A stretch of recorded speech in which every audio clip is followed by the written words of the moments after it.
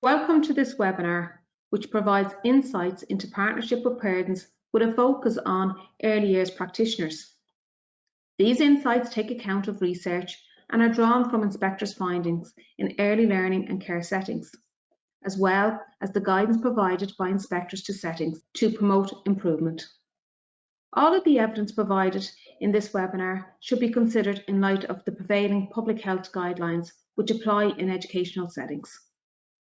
It is recognised that children come from diverse family backgrounds and structures.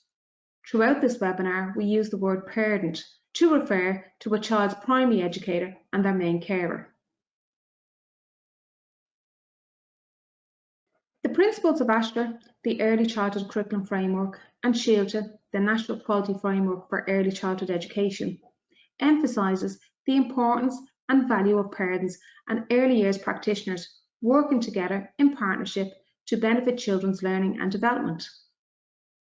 Both these frameworks inform us that parental involvement and partnership is built on mutual trust and respect. They tell us that this is a shared responsibility of both practitioners and parents. The Department of Education's Guide to Early Years Education Inspection advocates the role of parents as their child's primary educators. The framework outlines the importance of parents being involved in their child's early education. For example, inspectors often find in highly effective settings that there is a planned approach to promoting and involving parents in the setting and as partners in their children's learning. In this webinar, we share examples of commendable parental involvement and engagement practices that inspectors have observed. In high-quality settings, this is driven by collaborative and consultative processes underpinned by a spirit of openness and reciprocal respect. This affirming partnership approach between practitioners and parents supports all children's meaningful participation in the setting. The Early Years Inspection model of inspection is based on a quality framework informed by the principles of ASHLR and SHIELTA, as well as national and international research. The framework incorporates the key elements of best practice in settings and categorises provision under 4 broad interrelated areas. Each outcome in the quality framework is further described through the use of a number of possible signposts to support practice. While elements of parental involvement feature in many of the framework outcomes and signposts, Outcome 19 describes aspects of best practice in relation to parental consultation, collaboration and involvement. Take a moment to read these signposts.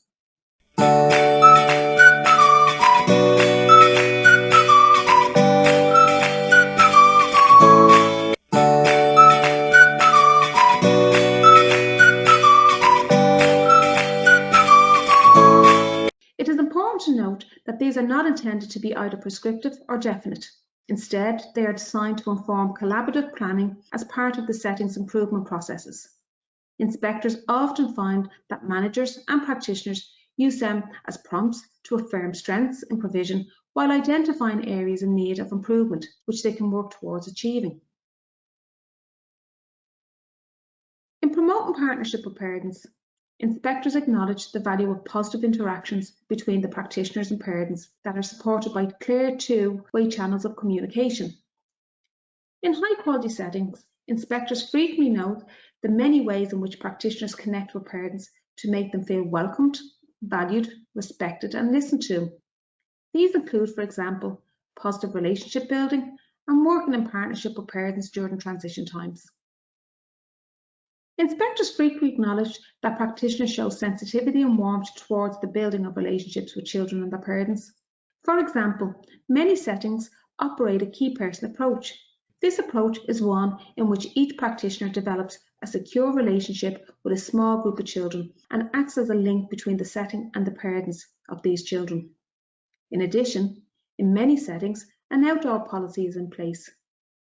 This is where parents are welcome into the setting throughout the day and are included as part of the daily life of the setting. Practitioners use drop-off and collection times to engage in relaxed chats with parents. All of these natural occurring interactions are a wonderful way for practitioners to share children's achievements and learning experience with parents. Research suggests that the continuity of learning experience for young children is of great importance. Inspectors affirm effective strategies used by practitioners to support the children's smooth transitions into, from and within the setting. These may include invitations for children and their parents to visit the setting, attend open days, or summer camps before the children commence. These occasions allow parents and children to meet the practitioners and experience some of the play activities.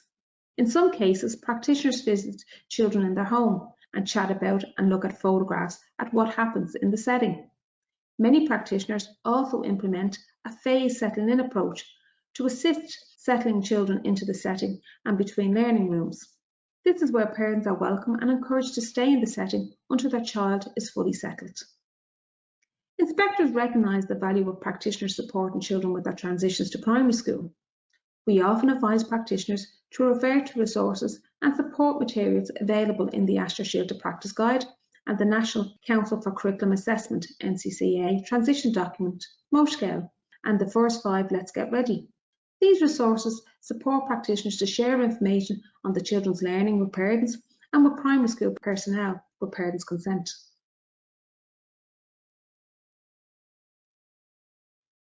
Parents form the very fabric of a high-quality setting. They are represented in the settings in ways that are meaningful. This happens through appropriate systems and processes, the development of policies and procedures, access and external supports for children, team reflection, and seeking parents' views. You are well aware as to how policies and procedures guide your professional practice and the quality of provision that you and your colleagues strive to deliver. For instance, a policy created around partnership with parents will highlight how you, together with parents, can collaborate and work in partnership to promote their children's learning. It might include information as to the informal and formal opportunities to meet with parents and to exchange information with them about their children's learning and development, and the next steps to be taken to progress their learning. In high-quality settings, inspectors find that parents are consulted on the development and review of policies. This commendable practice benefits the children and promotes cooperation between the setting and home, and gives parents advice in the operation of the setting and their child's learning. Following consultation between a child's key person or practitioner, their parent and manager, it may be agreed that a child requires additional support to fully participate in the learning programme. Inspectors often note that following parental consent, practitioners access appropriate supports from the Access and Inclusion Model AIM where appropriate. This could be practical advice, funding for specialist equipment, and/or the employment of an additional staff member for extra support. Under the guidance of AIM, you may be able to direct parents to early intervention professionals who may offer additional support for their child. In addition, inspectors also find that practitioners often assist parents to establish links with the local public health nurse to access support such as speech and language therapy for their child. Inspectors often detail how professionals from outside agencies such as occupational therapists are welcomed into the setting to provide additional support for a child in consultation with their parents. In high-quality settings, the key person also helps to progress children's individual learning plans or goals in collaboration with parents and the relevant professional support of the child. This shared decision-making between parents and practitioners enable children with specific needs to access mainstream preschool to participate fully alongside their peers. We often advise that leaders and practitioners engage in a process of regular review and reflection, either at individual or team level. This evaluative practice can be useful in identifying areas for development and outlining plans for improvement, as it is vital for fostering effective parental involvement. In settings with high quality provision, the management and staff team engage in critical reflection of their attitudes to valuing and involving parents as partners in their child's learning and development. Inspectors find that following a team review of parental involvement, new procedures may be implemented, such as the introduction of social media application to share children's learning with parents who can't visit the setting regularly, or who may have communication difficulties or have English as a different language.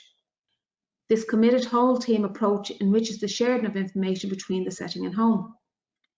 The inclusion of children and their parents as active partners in the review of the learning programme is often commended in reports.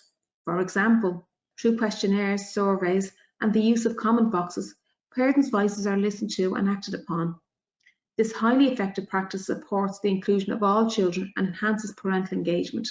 For example, consulting with parents and children about the materials that they feel should be in the home area promotes respectful and inclusive practices that reflect the diversity of all children and their families in the setting. In many settings, practitioners make positive efforts to proactively consult with parents. In high-quality settings, the practitioners engage with parents at an individual level to suit their specific requirements and preferences. For example, as many of you are aware, prior to children's commencing at the setting, practitioners are required to seek personal information from parents about their children through registration or application forms. Where highly effective practice is noted by inspectors, practitioners request parents to complete All About Me forms or similar. These forms may seek the names of family members, children's prior experiences, current interests and likes. This information is used to settle children into the setting and/or to plan a rich learning experience linked to their interests. Additionally, inspectors often note that through highly effective communication, practitioners share information regarding the setting and the children's learning experience and achievement with parents.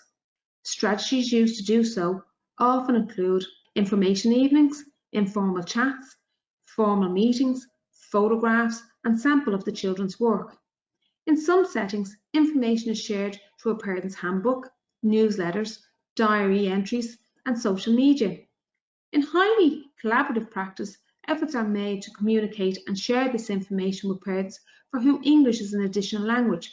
For example, leaflets may be translated into the home language of families.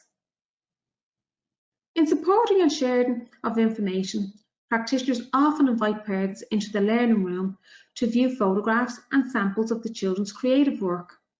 Sharing children's experience provides practitioners and parents with a rich picture of a child's learning. This in turn supports children's learning and development both at home and in the setting. Furthermore, inspectors often advise that children's learning records, such as individual and group learning journals, be shared with parents regularly. In highly effective settings where the work already takes place, children and parents have regular opportunities not only to look at the learning journals together, they are invited to take them home, comment and add to the content.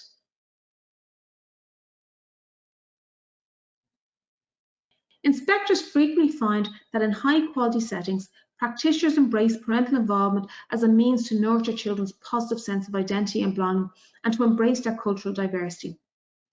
Where highly effective practice is observed, inspectors often find that the practitioners recognise, value and affirm diversity within the setting. For example, family backgrounds are represented and celebrated in the environment.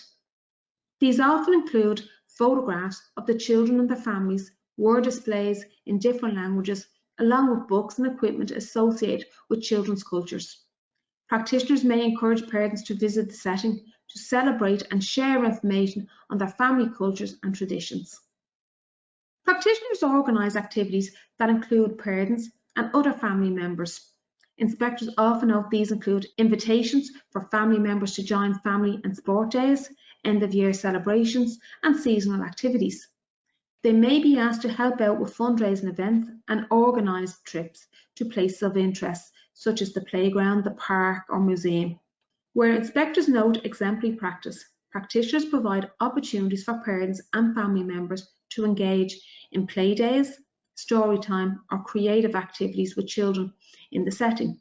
In highly effective settings, these different types of visits are arranged to suit the parents' needs.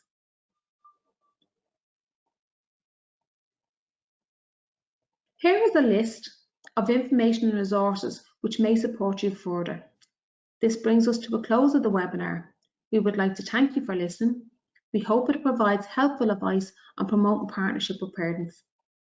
If you have direct queries, comments arising from your engagement with this webinar, please use the dedicated email address provided to send your comments to us. insights_info@education.gov.ie.